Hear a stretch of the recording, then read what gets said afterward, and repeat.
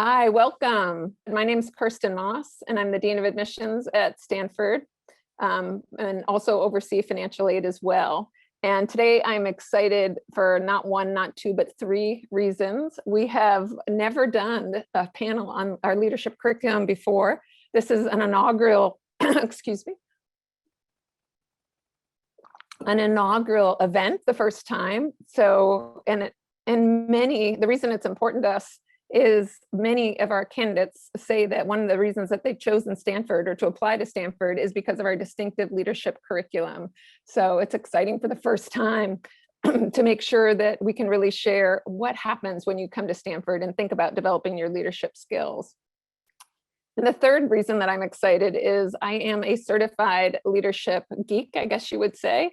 And that's for the last 2 decades, I've been studying leadership development and assessment. One of my most favorite memories has been actually being a leadership facilitator in one of our elective classes here called Interpersonal Dynamics for 7 years. In addition to being the Dean of Admissions here, I've also run career services at Harvard Business School, and finally worked in the private sector in executive recruiting, helping coach senior leaders and assess their talent and develop as well. So lots of reasons. I can't wait to hear what our students are going to say today.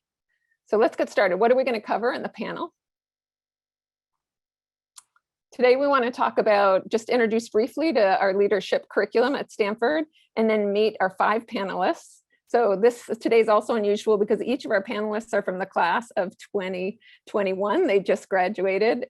Woohoo! And the reason, usually we have some alumni and current students, but we really wanted to get in the sort of meat, the nuts and bolts of how we develop leaders on campus. So getting 5 students who've just been through the program will be really helpful. We'll kick off with some Q&A. So I'll have some questions that I'll give to each of the panelists, and then we'll save the last at least 20 to 25 minutes to hear questions from you in the audience. So you can use your Q&A box as we go. Feel free to be adding questions, and then when the time comes, I'll start drawing from that list. All right.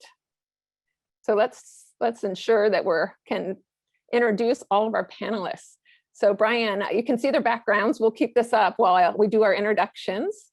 All from the class, as I said, of 2021. So Brian, I'd love for you to get started, and maybe you could just tell us why you were thinking about an MBA and why you decided on Stanford. Sure. Thanks, Kirsten. Hi, everyone. Thanks for being here. It's great to be with my classmates again and to be with all of you. The leadership development curriculum at Stanford is really the primary reason why I applied. I think as context, without going through the whole pre-GSB resume, I worked for 9 years before I came to business school. And so the big question in my mind was whether it was worth coming to business school at that point.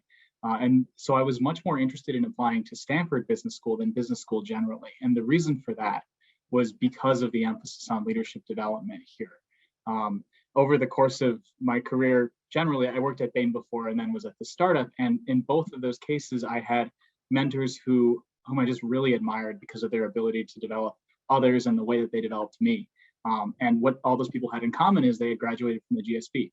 And so when I was asking them about how they became the leaders that they became, they pointed to specific classes that they had taken at the GSB, as well as classmates that who had become lifelong friends. And these were mentors who were 15, 20 years older than I was. And so the GSB had always loomed large as a place where you can go and really, the school's focus on developing the whole person was something that really appealed to me.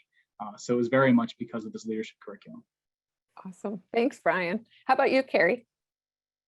Yeah, hi everyone, Kerry here. There were 3 reasons for me for deciding to go to Stanford. Brian touched on one, which was the leadership curriculum. The other 2 reasons would be, first and foremost, the culture. I got the opportunity to attend seminars like this, but not necessarily leadership curriculum seminars, but just get to speak to current students and alumni.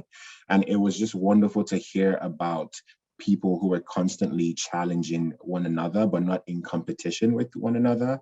I think that's the spirit of collaboration is something that I wanted to be a part of, and a bias for action and kind of a willingness to embrace failure as a way to grow. So you fail forward and learn from your experiences. And then the other reason, the third one, would be the Stanford ecosystem more broadly. So I wanted to come to the GSB partly because I would be at Stanford, and Stanford, as you all know, has so many wonderful, renowned programs. So I did a dual degree program. I wanted to be able to interact with students from other programs within the Stanford ecosystem. So that was primarily another reason why I chose to come. Awesome. Thanks. How about you, Sarah? Hi, everyone. Sarah, it's really, really good to be here. I came to the GSB because I wanted to start a company, and I really couldn't think of a better place to do that.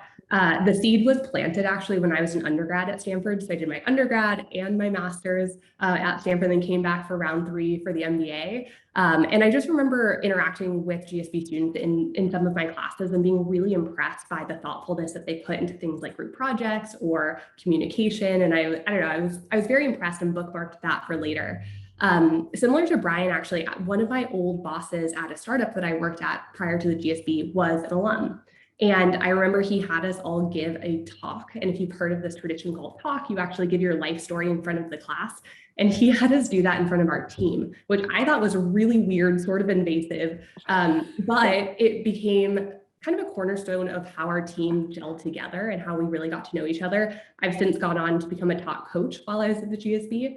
So that was a big reason why I came, was sort of the influences that I saw from my boss prior to GSB. And then when I wanted to start a company, I knew that the GSB was going to provide me with so many resources, both in terms of personal development, but also in terms of the startup itself. And that has definitely proven to be true. And I'm happy to talk more about that. Awesome. That's great. How about Francisca? Hi, everyone. Francisca. So I decided to come to GSB or business school generally because my GRE that I had taken 5 years earlier was expiring, and I really had to apply in that 1 year. But beyond that, I think in a word, growth, growth in terms of career. I was working at a nonprofit in Vietnam that was terribly mismanaged, and I knew that the next time that I worked in an organization like that, like I wanted to know how to make things better.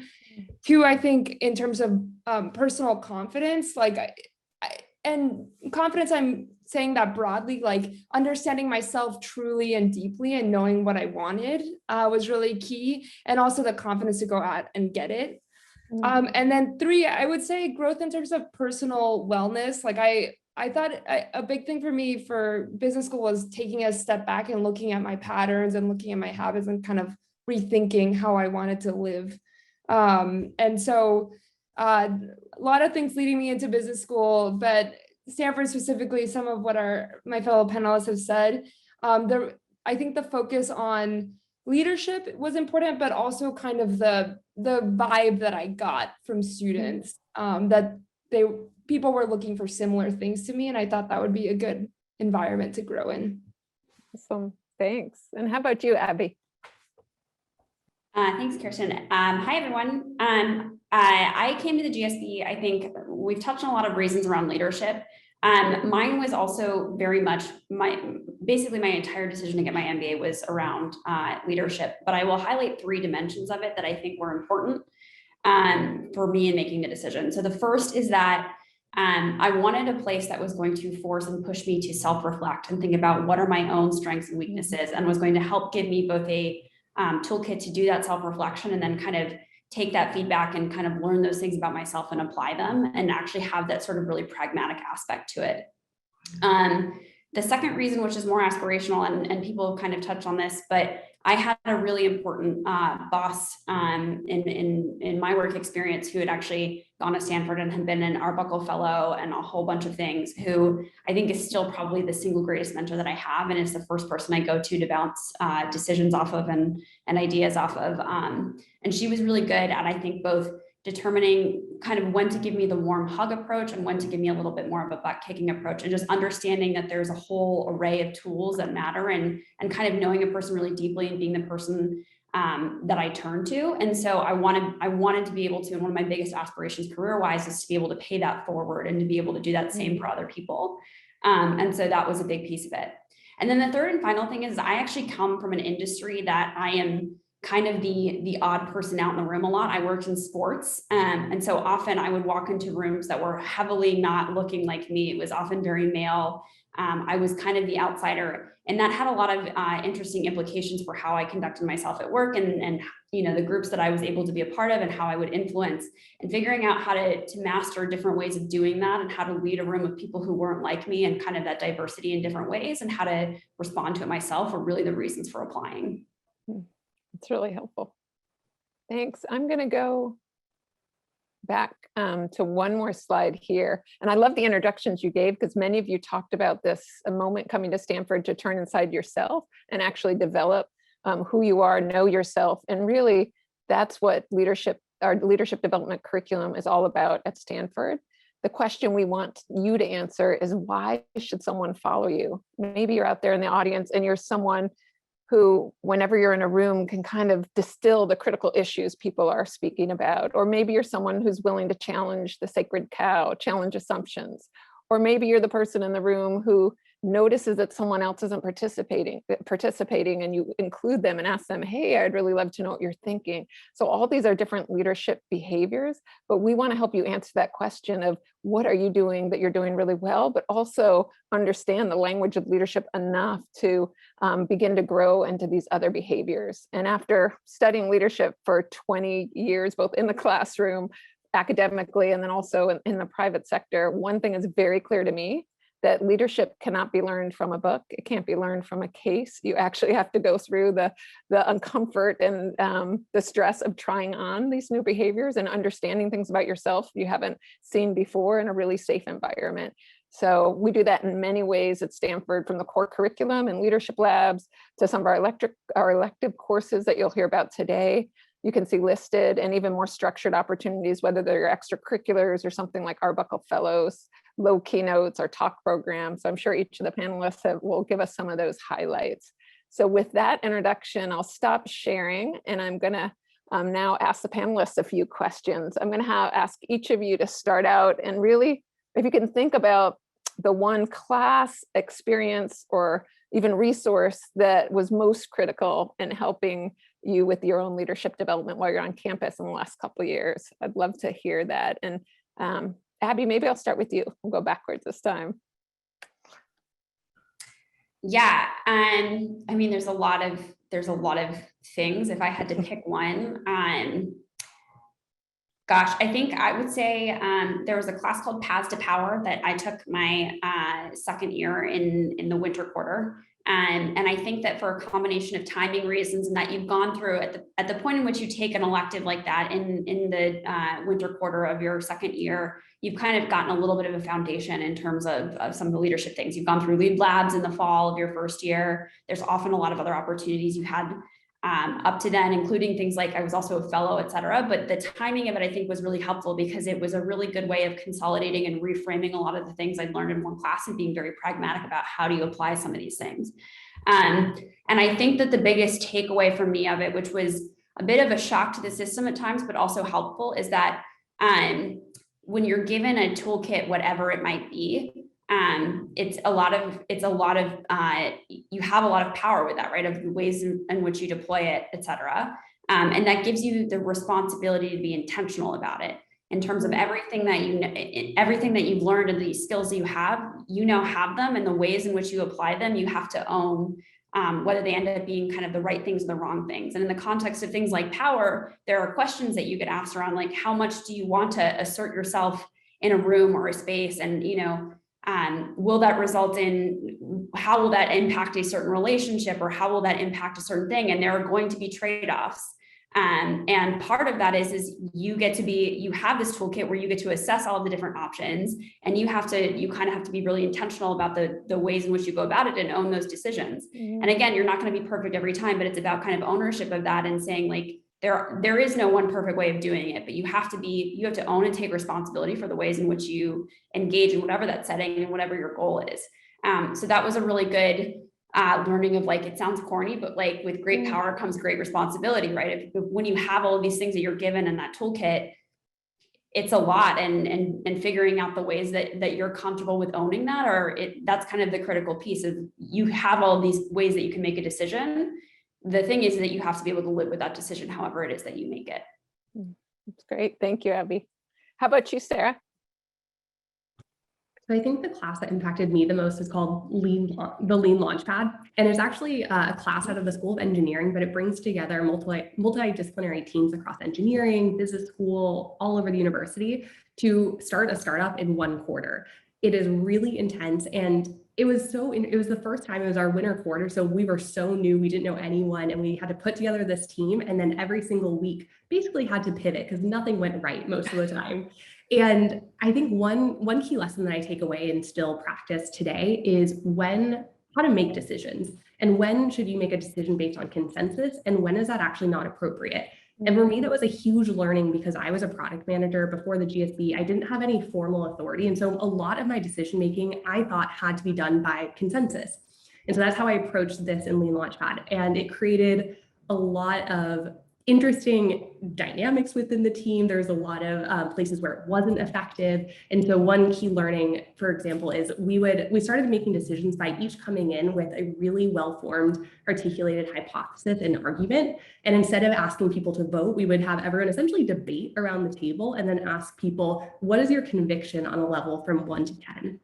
And then on some decisions, we decided actually this person is the owner and they're going to own that decision. And so how do we navigate decisions and how teams are selected and formed were huge learnings through that class that I never would have gotten if I just, to your point, Kirsten, read a book, read a case. Seeing it play out in real life was so powerful. Wow. And that's so cool too, because it's a class that I don't think of as typically the leadership, as part of the main leadership curriculum, but fascinating. That's awesome. How about you, Carrie? And it can be a class experience resource, anything you like.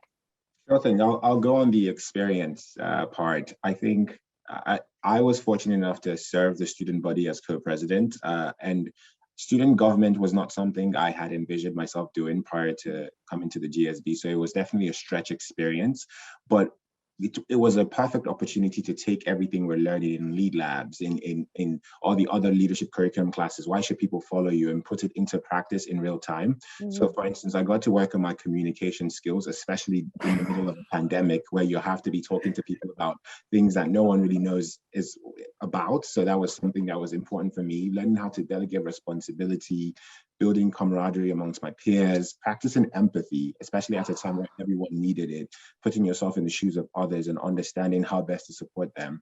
So that for me was definitely the experience that I know I will be using in 10, 20 years, even when you have a crisis, just knowing how to function during that time. Wow. Yeah, and Carrie, others may not know this, but you were really the student representative on many of the decisions on the committee that made many of the decisions about how to get through the pandemic with classes and everything else. Is that fair description? Yes, it was a wonderful kind of collaborative experience where I got to become really good friends with the administrators, the deans, the staff. Understanding the people behind the scenes that make the GSB just the magical place it is was also a wonderful experience for me. Yeah, not an easy job, I'm sure, this year. How about you, Brian? What's most memorable for you? I was thinking, I agree with, I also was just typing in that Carrie's an incredible leader, and we were so lucky to have him as one of our presidents. So, plus a million at that. I think we're all kind of avoiding talking about TouchyFeely because that's the big one that everyone knows about. But the reality is, like, that's a great class, and there are a lot of other classes where you get to apply that same experiential learning cycle, where you can say, hey, let me make it concrete. I think for me, the big realization for me was that leadership is it's not like a personality style. It's not like you have one fixed leadership type. It's actually a suite of behaviors, and you can try on different ones. And some of them may be muscles that are underdeveloped and you need to practice. Some ones you just may not like using. Like Abby's talking about the path to power. You may see different approaches and see the results it gets them and say, hey, I don't like using that one, either because it's uncomfortable, and maybe you examine why it makes you uncomfortable, and maybe you decide that's just not going to be one of the ones I'm using. So the class that actually gave me the most of those learning cycles was the negotiations class through the law school. And so this gets at, like, there is a negotiations class in the GSB as well. I just happened to do a seminar in the law school that was full quarter. And what was really cool about that is every single week you had an in-depth negotiation where different class members had to play different roles. And you would explicitly reflect beforehand on what your approach was going to be and why. And then at the end of the class, even though you were only in your negotiation, everyone would enter in the outcomes, and you could see the full range of different approaches people had taken and how it had gone for different folks. And you basically realize there's no right or wrong approach, but there are trade-offs that Abby's talking about, and trade-offs that you have to be willing to own. And as you think about going into negotiations in the future, and these aren't just high stakes ones, these are any kind of negotiation about like where we're going for dinner. That's not what in the class, but if you think about things, it was really a really valuable way to practice that, these action impact models that you learn as an Arbuckle Fellow, or when you're choosing, okay, what new behaviors am I going to try on?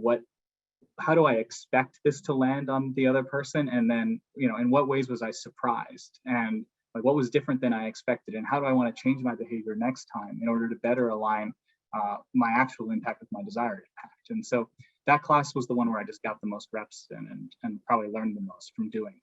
Awesome. And one of the things Stanford's known for is being able to take what we call them classes across the street, because you can take them in any of the graduate schools. So maybe a little, Brian, about, was that hard to find the course, take the course? How easy or hard was that? Oh, it's super easy. That class was one where just, I think, talking to other classmates about, hey, if I want to practice, if I want to, get some reps doing, and like if I'm uncomfortable negotiating, I think it was Sarah who was the one who recommended it to me. Who said, oh my gosh, this one's great. And I remember kind of geeking out with her at dinner one night, hearing about a negotiation she was preparing for. And I just took it the next quarter. But Awesome. It's really easy to do those. I think folks will do classes in the ed school, and a lot of us take the computer science class. Just because you're at Stanford, you can try something totally different. So it's really easy to do that, and it's a great compliment. Awesome. That's great. And Francisca? Sure. I think the one that really crystallized for me was like almost the very first day you at the GSB, you do this desert survival exercise where basically you're put in a room with fellow peers and you're told that you landed in a desert and you have to choose and prioritize a list of stuff that you take with you. And I'm not going to tell you what the right list is, but it's kind of a surprising like array of things that you should prioritize. And afterwards, you're recorded and you watch the video of yourself doing it and you kind of talk through it. And the group that you're with ends up is your leadership labs group that you're with for an entire quarter. And I guess that even just like in the first week allowed me to kind of like meta reflect on who I am in groups and who I want to be and like what are the gaps there. And then later on, I decided to apply to be an Arbuckle Fellow, which I guess we'll talk about later, but then I got to lead groups through that exercise and think about, okay, you can't change essentially who you are, but you can try to see like, what can I do to enhance how I show up in groups and how I show up as a leader. And I think it was just like right away hit me in the face, like what, it was going to be a learning journey. Francisca, would you mind sharing something to make it, because that was a wonderful example, to make it concrete for the audience? Is there something you learned about how you showed up that you put into, or you worked on or developed more? Or is that too personal? I want to be No, yeah, there. I'm happy to. So, my group was like right away, one of the guys came in, military background. He's like, I got this, like cracks knuckles, like gets to work. And he was totally wrong about everything, which he was really apologetic for afterwards. But I realized like throughout the whole time, I was like, hey guys, like our time is tight. Like we got to keep moving. How about we do this? How about we do this? And it like crystallized that I'm a really process oriented. And that is like a very real skill that some people have less of. And so it helped to put like words to what kind of thinker and like presence I have. And then also how to like counteract what, there's the big ideas people, or there's the people who stay quiet, and like how to bring all those things in. So that was my kind of journey, was like realizing that and then kind of like focusing on that later and enhancing that as a skill. Awesome. Great. We had one question come in from the chat that I think captures, I'd love to just ask you. I think it's a great question. So for anyone can you describe a time at the GSB when you were pushed way out of your comfort zone, but ultimately grew in your leadership skills because of it? So we got a little taste of that from Francisca. Anyone else want to take that on? And all of you have had incredible leadership development opportunities on campus. Anybody want to answer that? I can go ahead and Great, Abby, love. Yeah, so in your first quarter at Stanford, you take a class called Lead Labs, which is the class that Francisca has talked a little bit about with the desert survival activity. And actually around I believe it's like week 5 or 6 of the curriculum, you do something which is feedback to everyone in your squad. So you have a squad, I think was mentioned, of like 6 people or so, and then an Arbuckle Leadership Fellow, which is a second year, who helps kind of facilitate. And in that feedback session, you kind of talk about like who makes you feel heard and who makes you feel seen. And I had a member of my squad who, it's not that anything had actually happened, like there was no real conflict or anything like that. But I said to him, I feel like sometimes you dismiss me and that you don't like me, and I don't know that that's true, but that's something that I have internalized, and I don't know why, and I don't know if that's true, but it's something that I feel. Which was a really scary thing to say aloud, because again, like I said, there was no real conflict. It was just like the sense that like there was something there, and I couldn't really explain why it existed, but it did. And it turned into probably still the single most productive conversation I've had at the GSB, which was this person who is from a very different background from me, looks very different from me, has very different kind of interests, passions, etc., looking at me and saying like, you're right, I've kind of felt the same thing too. Like, and again, there not been like a major fight. There not even had been like somebody saying like, you said something to me that I didn't like. There was none of that. It was just, I've had this impression of you since you walked in, like you were a blonde-haired, blue-eyed, like big personality, like kind of likes to fill up a room.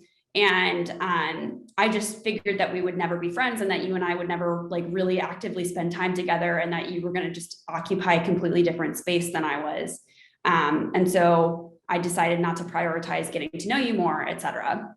And that started a whole conversation right around like impressions that we had of each other, and what that meant. And it got us to a really powerful place, I would say, of like friendship. And he's still someone that I'm actually probably very, very close to at the GSB, who checks me on a lot of things, and I check him on a lot of things.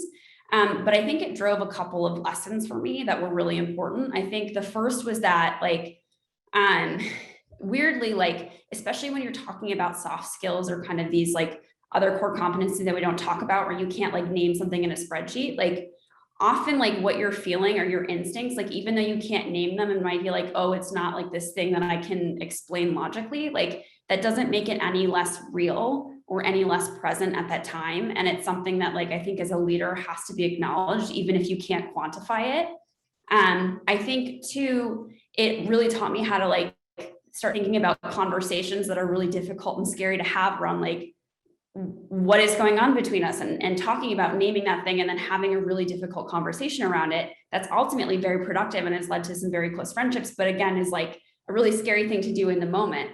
And then finally, it like really kind of like hit home for me a couple of things that that I need to recognize about myself in any situation that I show up in, which is that I show up in a very certain way. I am somebody who can be pretty loud and is willing to speak up first. And I look a certain way, and I dress a certain way, and I act a certain way. And that can be very approachable and very warm and friendly to certain groups of people. And to others, it might be very alienating. And understanding, okay, what are the situations in which this might be alienating, and how do I want it? It comes back to kind of owning the decisions you make of like, I like to show up this way. It feels like an expression of myself. But then for someone to whom it doesn't resonate with them, how do I want to engage with that? And how do I kind of, show up for them, and how do I approach them? And thinking about like, with every kind of, again, every choice you make, you are bringing people in, but you also might be kind of throwing people off. And so thinking about that very deliberately, and knowing that that's something that happens even when it is just showing up in a classroom and being like, hi, good morning, and being very excited, and knowing that's not everyone's style. And so getting a sense of that, and knowing that that's choices that you can make and that you can kind of lean into, I think was really powerful for me to learn. And it started very early. Wow. Thank you, Abby, for sharing that. All right, I'm gonna, Anna Yee had a question that was very similar to another one I was gonna ask. basically any thoughts or insights on how you thought about leadership before coming to the GSB versus now. So similar to where Abby was going, but a big learning or aha, and how did you get there? So anyone can go next. How about you, Brian? Yeah, thanks. This was a big aha for me. I had applied for the Arbuckle program because of this curriculum on teaching you about leadership coaching in particular. And I think when I had applied to that, I equated leadership coaching with managing or mentoring. And can I jump in for a second, Brian? Will you explain? I don't know that everyone in the audience knows what an Arbuckle Fellow is, so it'd be great for you to give the top level too. It's great. Sure. So high level, we've talked a lot about this Leadership Labs class. So that is a first quarter class that every MBA one takes, and that is led. Each of those squads of 6 people is led by one second-year MBA, and they're not the teacher in that class. They're kind of a facilitator, and in order to facilitate that, they are those second years are called Arbuckle Fellows, and you have to apply for this program. And if you are selected as an Arbuckle Fellow, you take TouchyFeely your spring quarter of your first year, so you get to take a little bit early, and then your second year, you're doing 3 different things, like kind of 3 parallel tracks that are part of leadership development. The first is you're in a class called Leadership Coaching, which is a 2-quarter long class where you are having regular weekly sessions with readings on academic content related to leadership coaching. And in parallel to that, you're also having a hands-on practicum, which from the Leadership Fellows perspective means you are learning by trying to lead the squad. And I think from the first year's perspective, I thought, oh, the second year really knows what they're doing. And I really admired my leadership fellow. From the second year's perspective, you're like, I have no idea what I'm doing, but I'm learning a lot because I'm messing up content. But it actually is a very hands-on way of learning about leadership coaching by doing. And the third is that, so track 1 is content, track 2 is practicum. The third is about a community where you have it's not called a squad, but it functions like a squad, where it's 5 other Arbuckle Fellows who meet, and that's weekly, and you're sharing about your learning challenges and getting support and one-on-one coaching over the course of this curriculum. So it is a pretty rich 3-quarter long, starting in the spring of your first year and continuing through the winter of your second year, where you're getting classroom learning, hands-on learning, and peer support. That was a longer answer, but does that that's helpful? Yeah, thanks, Brian. So your learning was, yeah. Okay, so my learning was leadership coaching is totally different from managing or mentoring. And a lot of times the latter, this managing and mentoring, is about optimizing performance, helping people achieve your short-term goals. And coaching is much less about achieving the short-term performance goals as helping the person that you're coaching discover the answers for themselves. And fundamentally, it's about expanding their sense of the choices that are available to them, helping them decide which choices are most appealing to them, and helping them build confidence in their ability to pursue those choices. And it's really about not telling them what's best, not giving them advice, not even being anxious to reach the right answer. It's about helping them explore the landscape and helping them grow in self-awareness and helping them grow in feeling capable of trying on these new behaviors. And a lot of that, I guess, to go back to that Colette's earlier question about going way outside your comfort zone, a lot of the things that a coach can do is help identify areas that are just a little bit outside of their comfort zone, but that might let them try a new behavior that's not super scary, but is in that 15% stretch zone. And those are the ways that a coach can really help. And it's super different from being a mentor or a manager. And so that was a real cool expansion of mindset for me. That's cool. Thank you, Brian. We've gotten a couple questions already from the chat. I want to make sure Sarah, you're a talk coach. We haven't talked at all about that. I think that's such a cool part of our leadership development. Would you mind maybe talking about its influence on you and how you became a coach? Sure. So talk, I briefly mentioned it, but it's essentially this tradition where every single week, 2 members of the class will get up either in person or later virtually and share their life in 30 minutes. So it's this kind of incredible tradition because 30 minutes is a long time. And people are so open and vulnerable and generous with this community and really opening up and sharing who they are. And it's not professional. It is deeply personal. For me as a coach, I wanted to do it ironically because I did not want to give my own talk. But I loved the idea of talk. And I was like, I'll let others go, I'll support them. And I did not realize that talk coaches have to give a talk. And so I got that out of the way pretty early. And giving a talk itself was really transformational. When else you have the opportunity to re-examine your life, make sense of it, and then share it with a room. And I think being a coach for me, I think to Brian's earlier point, it's not like I used to be so focused on like, okay, there's an output that we're all creating here. There's a 30-minute talk and I'm going to get you there and here are the steps. And I sort of halfway, through the fall quarter stepped back and said, it's about allowing this person to have space to answer questions for themselves. And I can be a mirror back to them. And so I think about that for coaching broadly and being really a mirror and someone to help ask questions and guide, but ultimately it's their process, it's their output. And I'm just always blown away by the talks we hear every single week. Even if I've heard it 5 times, I'm still in tears every single week. It's been really special for me. Awesome. And just to keep you on the hot spot, Sarah, for a minute longer, one of the things I love about Stanford is we think about leadership as also building your brand and being able to communicate. So talk is part of that, knowing what you value, who you are. You also did low keynote and you were a TA for Winning Writing, I remember. So you've had a whole brand building experience. Any highlights on those 2 things as well? Yeah, thanks for bringing those up. So on low keynote in particular, that was exactly why I did it. So low keynote, for those who don't know, is sort of a TED style talk that you can give, and you do it at the big stage at CMX Auditorium. It's really, high production value. Oh, thanks, Francisca. And I did it on a topic that is really near and dear to my heart. It's how we should reimagine aging in the process of growing older. It's also really strategic because the startup I'm working on is in the aging space. And so I wanted to have a piece of content out there that was really professional, that I was really proud of, that I could put it on my LinkedIn and, send to investors. And also, I don't think many people know this, but I actually do not like public speaking. I have kind of a fear around it. And so it was also, it was also an opportunity to push myself way outside my comfort zone and deliver a 9-minute, really rehearsed professional speech. And it's been awesome. For Winning Writing, I love writing. I actually, and Abby was also TA for that class. Oh, awesome.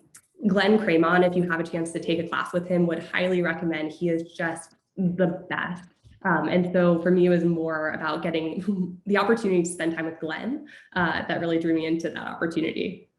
Awesome. And the output of that class, I always find fascinating, right? Because you're writing opinion pieces, is that right? Yes. So the capstone piece is that you write an op-ed, and Glenn is a reporter at the New York Times, an editor at the New York Times, and he will go above and beyond to get you published. Like he has, just outrageous email chains, like trying to get you published every which way, and he will go way out over his skis to do it for you. He's amazing and will advocate for his students literally for decades after they graduate. Awesome. Thank you. I'm going to start switching now to the questions in the chat. So Marco asked one and 10 others said they'd love to hear the answer. What courses, professors, situations from the GSB do you believe you will go back and reference the most as you lead people and companies going forward? So raise a hand if that resonates. And all of you now, all of you are working, so this should be becoming really, really real to you.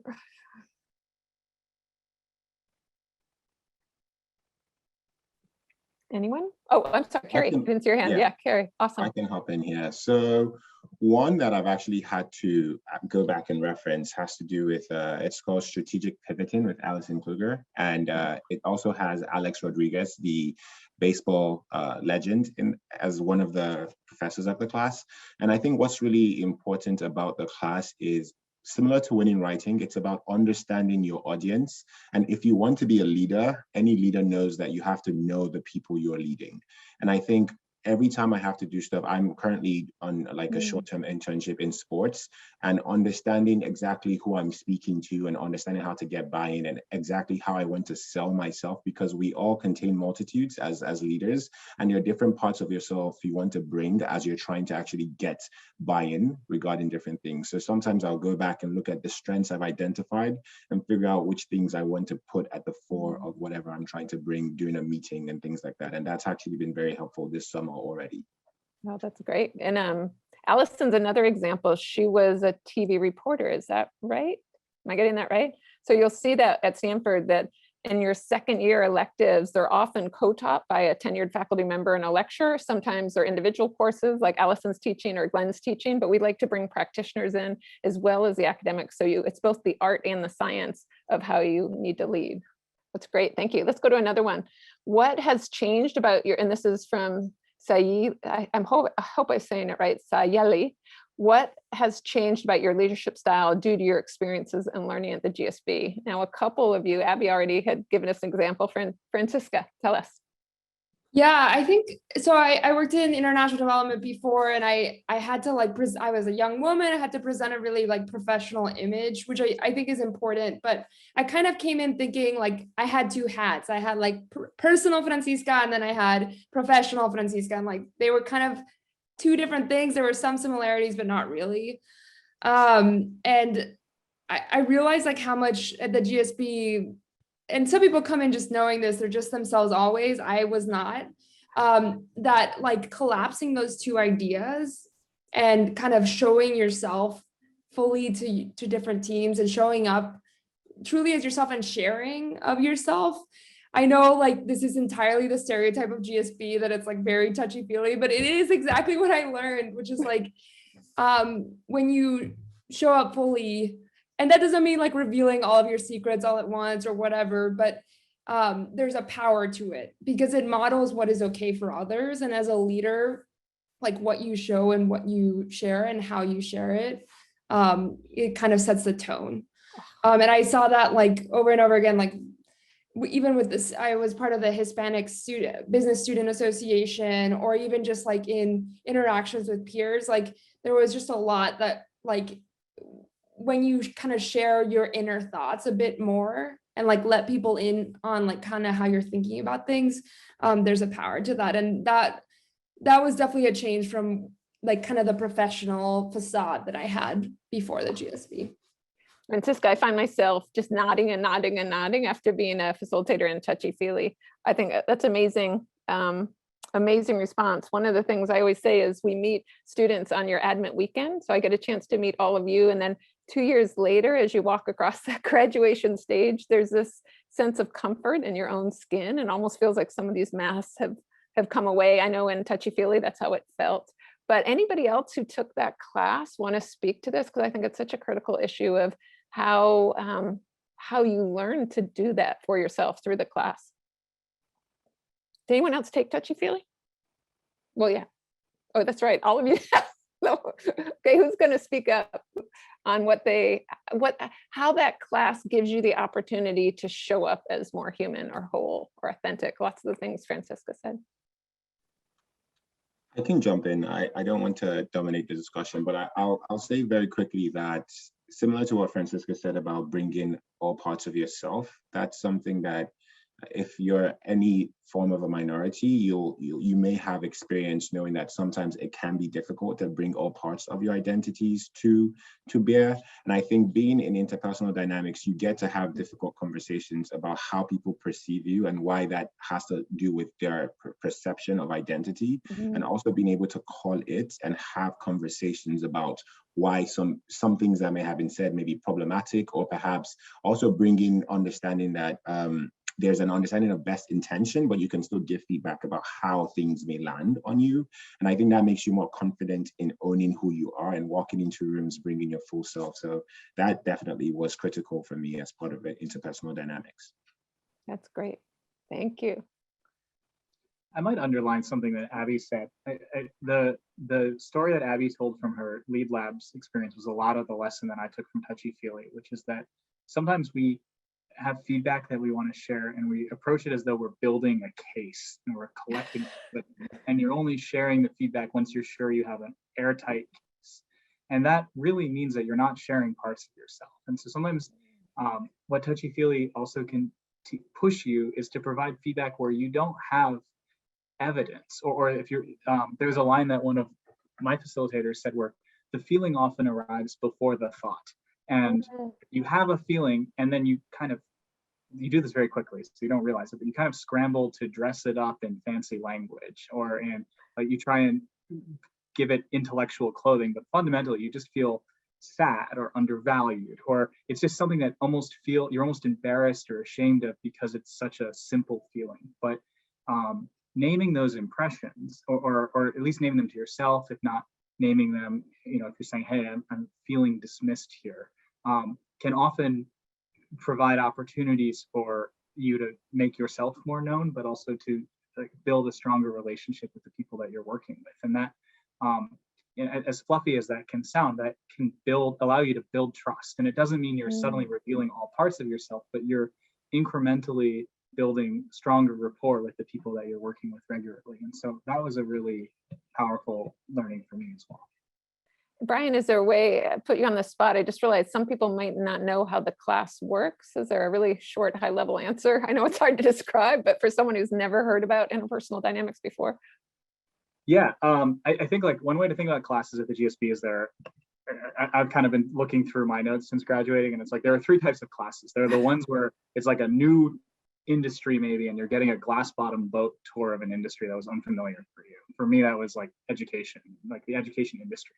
There are other ones where you're learning new sets of tools, and you're trying something out for the first time, and you're getting lots of reps, like that negotiations class, or there's a corporate financial modeling class where you learn to build an LBO model from scratch, even if you never worked in finance. There's a third one where it's like, and this is the last category, where it's like a new lens for seeing and understanding the world. And I think TouchyFeely kind of straddles the second and the third one. You're learning a new ways of thinking about the world. You're looking at your interactions, and you're kind of all of a sudden seeing them diagrammed in your head of like, what happened? Oh, this was this was an attempt to connect with me and I missed it. And so now I feel like I'm going to be more attentive to that. And then you're also having these experiential practice loops. And so the way that's structured in the class is you have lectures once a week where they're walked through some kind of content around, like, I mentioned bids, like this idea of what is the emotional unit of communication. And the smallest building block of that is something that's called a bid, which is defined as like any attempt to connect with another person. It might be, telling a dad joke or smiling at someone when you see them. And, it's just a question of, does the person acknowledge that or not? And this is just a new vocabulary, a new way of thinking about things. And then after these lecture classes, you go into what's called a T group, which is your learning group. It's 12 people, and you spend something like 7 hours in a room together without any clear agenda or structure, and just communicating. And a lot of what happens in there is sharing either providing feedback to people or sharing reactions to the ways that people have landed on you, either in that session or in the past. And it's one of those hands-on experiential learning courses where you really do push yourself to share feedback that maybe is a little more direct than you're used to giving, or that reveals a little more of yourself than you may be comfortable with. And those relationships become very strong. Actually, I'm working with someone who was in my T group when I was in TouchyFeely, because that relationship became a peer coaching relationship that continued past that class, and it was a really formative experience for me. Awesome, that's great. Okay, I'm going to read another one. This is from Dieter. Through these events, I've heard a lot about professors being engaged outside the classroom with students' professional aspirations and business endeavors. Does this hold true with leadership development, or is that primarily done, student to student more? So how are professors, well, you could answer it generally, how have professors sort of empowered you along your 2 years, and also specifically if they've touched you in the leadership side? Anyway, Abby. Yeah, I'm happy to take it. I mean, I think on a broad level, we've talked about, I know people have mentioned different professors here, like Glenn Craman's a great one. I still talk to him all the time. I work in marketing, so he's a great person who I'm writing by, et cetera. I would say, I think one, that fostering relationships with professors with GSB is one of the, I obviously knew coming in that it was a good idea, but I don't necessarily know that I realized how good an idea it was until I started using them and leaning on them. I think I mentioned I've already started working. I'm at a startup where I'm now managing a team of 8 people now. We just hired 2 more. And so it's my first experience in a startup environment, I think, for one. And when I've managed people before, it's been in a much more structured setting. And so in terms of thinking about leadership and trying to, one, deploy the lessons of leadership, and thinking about my role as less of a purely hey, so-and-so, please do this, and thinking about them as, creative, resourceful, and whole human beings that I want to help develop and make successful. There's also, quite frankly, like leadership challenges that just come up, right? Like having, I worked, during part of the GSB as well, but having people who are not performing and having to kind of, have conversations that are really tough around that, and having conversations when like I don't feel set up for success, that it's much more nuanced than it used to be, of like, I don't feel like I have the data I need to fix this problem. It's much more, structural across the organization or things like that, because we're building a company, we're building a culture. And I can tell you that there are GSB professors who I lean on quite heavily for this. So a big one is Ricky Frankel, who is she's one of the Arbuckle Leadership Fellow Program leads. And she was when I was a fellow, she was my clinic leader, and kind of is just a huge mentor and coach of mine. And she's someone who I have role played many of these conversations with, both while I was at school and actually since graduating school, although it wasn't that long ago, I'm not that far removed, but still having those conversations. And Herb Grisbeck's another one who I have, he teaches a course called Conversations in Management, which is really around like, how do you think about the different ways of having difficult conversations? What are the assumptions that you're making? How do you think about them differently? And he's someone who I've had a lot of correspondence with in starting this role as well, of how do I think about this problem? What are the things that I'm missing? Where are my blind spots? How should I actually, like, can we role play this conversation? And doing some of that, I can tell you, it's like incredibly practical and very much applicable to the work that I am doing right now. And so in some ways I consider myself very blessed because I have a reason to email those people all the time. But it's truly an important resource that I have leaned on a lot as I've kind of got as I'm getting my feet under me in the post-school world.